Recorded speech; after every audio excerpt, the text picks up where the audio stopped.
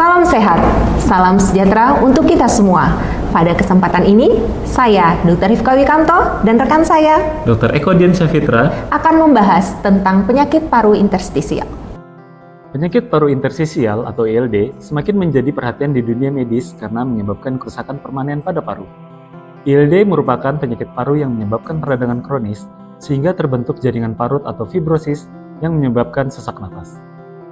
Gejala yang tampak pada penyakit ini yaitu sesak nafas terutama saat beraktivitas, batuk kering, mudah merasa lelah, kemudian penurunan berat badan yang tanpa diketahui penyebabnya. Untuk mengetahui penyebab dari penyakit ini akan dijelaskan lebih lanjut oleh Dr. Hendro. Sekarang saya akan menjelaskan mengenai penyebab penyakit paru interstisial. Penyebab penyakit paru interstisial dapat dikategorikan ke dalam dua kelompok. Yang pertama, dengan penyebab yang diketahui, misalnya penyakit autoimun seperti rheumatoid arthritis atau lupus, pneumonitis hipersensitif, sarkoidosis, dan lain-lainnya seperti paparan zat berbahaya misalnya asbes, debu silika, debu organik, serta penggunaan obat tertentu seperti obat kemoterapi atau antibiotik tertentu. Dan yang kedua, penyebab yang tidak diketahui atau yang biasa kita sebut dengan penyakit paru interstisial idiopatik. Perjalanan terbentuknya jaringan parut pada penyakit ini diawali dengan terjadinya kerusakan pada sel-sel di dinding pembuluh darah pada paru. Selanjutnya, tubuh mengeluarkan zat-zat yang menyebabkan dinding pembuluh darah menjadi lebih mudah untuk dilalui oleh sel darah putih. Zat-zat tersebut menarik sel-sel darah putih untuk datang ke lokasi terjadinya kerusakan dan memperbanyak diri serta mengaktifkan sel-sel fibroblast yang akan membantu proses penyembuhan.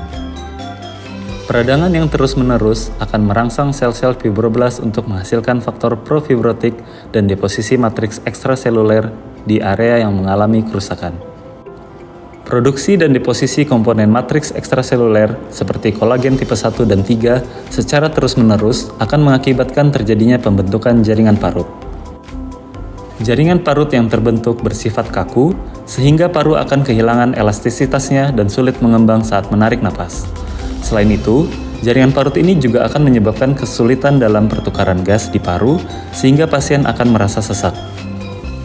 Diagnosis bisa ditentukan dengan wawancara, pemeriksaan fisik, foto ronsen, HRCT atau CT scan dada resolusi tinggi, uji fungsi paru dan biopsi bila ada indikasi. Diagnosis yang tepat di awal perjalanan penyakit dapat membantu penata laksanaan yang maksimal sehingga kualitas hidup dapat tetap terjaga. Oleh karena itu, jangan abaikan gejala awal, terutama jika Anda termasuk kelompok beresiko. Pengobatan untuk ILD disesuaikan dengan gejala yang muncul.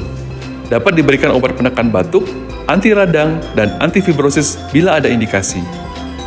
Terapi tambahan lain yang dapat diberikan yaitu pemberian oksigen, rehabilitasi medis, pemberian gizi yang sesuai, bahkan transplantasi paru untuk kasus yang sangat parah. Pencegahan dan pola hidup untuk pasien penyakit paru interstisial meliputi hindari paparan zat berbahaya dengan menggunakan masker jika berada di lingkungan berisiko, berhenti merokok, olahraga yang teratur, dan pola makan sehat untuk menjaga daya tahan tubuh. Pentingnya dukungan keluarga, orang terdekat, serta komunitas dapat membantu pasien untuk menghadapi tantangan sosial dan emosional yang terkait dengan penyakit paru interstisial. Informasi tadi menutup jumpa kita kali ini. Mari kita sebarkan informasi ini untuk meningkatkan kesadaran akan penyakit paru interstisial. Kita dapat membantu orang di sekitar kita untuk tetap sehat dan mencegah kerusakan paru lebih lanjut. Setiap langkah kecil yang kita ambil dapat membuat perubahan besar.